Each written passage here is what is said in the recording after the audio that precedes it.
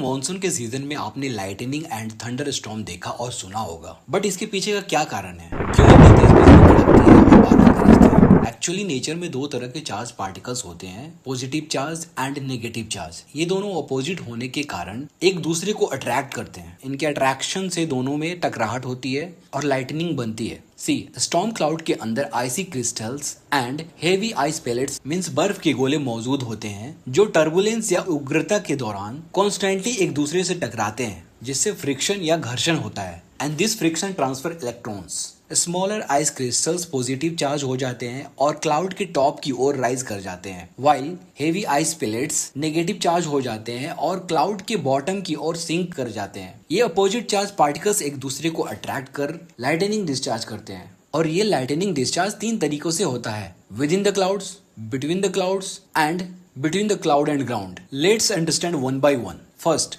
Lightning दो अलग अलग बादलों के बीच में कैसे होती है। इस केस में क्लाउड के वन साइड पर पॉजिटिव चार्ज पार्टिकल्स दूसरे क्लाउड के नेगेटिव चार्ज पार्टिकल्स को अट्रैक्ट करते हैं या टकराते हैं और लाइटनिंग डिस्चार्ज होती है। सेकंड, जब सेम क्लाउड के दो अपोजिट पार्टिकल्स पॉजिटिव और नेगेटिव एक दूसरे को अट्रैक्ट करते हैं तो लाइटनिंग डिस्चार्ज होती है। Third, as we know cloud के बॉटम साइड पर नेगेटिव चार्ज पार्टिकल्स होते हैं, मीनवाइल अर्थ के सरफेस पर पॉजिटिव चार्ज पार्टिकल्स जमा होते हैं, और जैसे जैसे ये क्लाउड बड़ा और अर्थ के क्लोज होता है, इन दैट केस पॉजिटिव और नेगेटिव चार्ज पार्टिकल्स एक दूसरे को अट्रैक्ट करते हैं और लाइटनिंग डिस्चार्ज होती है। Now thunderstorm. लाइटनिंग आसपास की हवा को कुछ ही सेकंड में बहुत ज्यादा टेम्परेचर तक गर्म कर देती है। गर्म हवा तेजी से फैलती है जिससे एक शॉक वेव बनती है जिसे हम गरज के रूप में सुनते हैं। इसे ऐसे समझते हैं, एटमॉस्फेयर में एयर ऑलरेडी प्रेजेंस होता है, सपोज ये एयर पार्टिकल्स हैं, और जब इनसे लाइटनिंग गुजरती है तो आसपास के एयर पार्टिकल्स को गर्म कर देती है और इन्हें बहुत एनर्जी मिलती है, और ये एनर्जी भरे एयर पार्टिकल्स बहुत तेजी से मूव करते हैं और आसपास के अदर एयर पार्टिकल्स से टकराते हैं और एक रंबलिंग नॉइज यानी गड़गड़ाहट जनरेट करते हैं, जिसे थंडर के रूप में हम सुनते हैं।